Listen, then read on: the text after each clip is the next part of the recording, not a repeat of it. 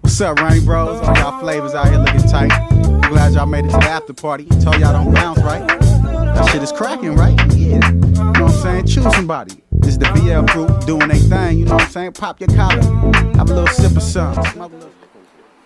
Bon, alors, en fait, il s'agit de la situation d'un jeune étudiant qui a fait l'objet d'un OQTF et qui, avant que le tribunal ne statue sur le recours qu'il avait formé, s'est marié avec une ressortissante française. Donc à partir de cet instant, il génère de nouveaux droits qui sont des droits liés à son statut d'époux d'une ressortissante française et l'accord franco-algérien prévoit que le titre de séjour, vie privée et familiale, donc le titre de 1 an, lui est attribué à partir du moment où il justifie d'une entrée régulière sur le territoire français. Dans la mesure où il justifie de cette entrée régulière, normalement, il devrait avoir un titre de séjour, mais le préfet a répondu qu'il était hors de question de lui remettre ce titre de séjour dans la mesure où sa situation en France n'était pas régulière et qu'elle était irrégulière.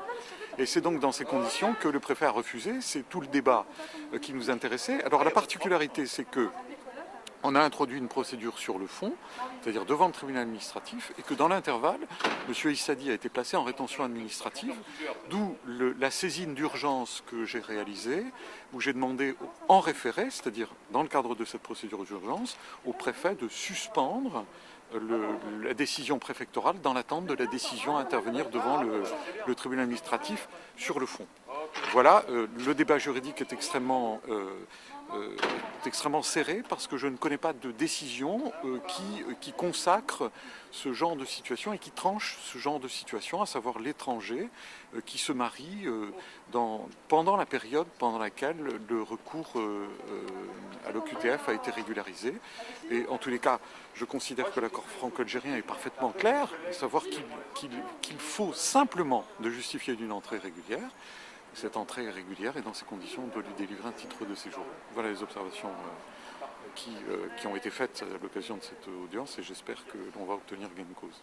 Ok, merci. Le réseau Université sans frontières, c'est un réseau qui fonctionne comme le réseau Éducation sans frontières. La différence, c'est qu'il est basé à l'université. Donc ce qui se passe, c'est que y a pas mal d'enseignants, de personnel et surtout d'étudiants qui sont au sein de ce réseau. Donc l'UNEF il prend une part importante parce que l'UNEF au sein de son activité quotidienne a notamment beaucoup de cas d'étudiants étrangers à défendre qui reçoivent des obligations de quitter le territoire français. Et effectivement, avoir un réseau, ça permet d'une part d'alerter la communauté universitaire sur ces problèmes-là et de faire en sorte qu'ils puissent soutenir les étudiants en cas de problème. Et ça permet de faire accélérer les choses, ça permet de créer des mobilisations comme celle qui vient de se passer les jours derniers sur le cas de Maureen. While you about to leave, I'm about to blaze up an ounce and see what's up with honey, hugging a cup, all in my face like she's starstruck. Hey baby, you look good, what's your name? Sisulu.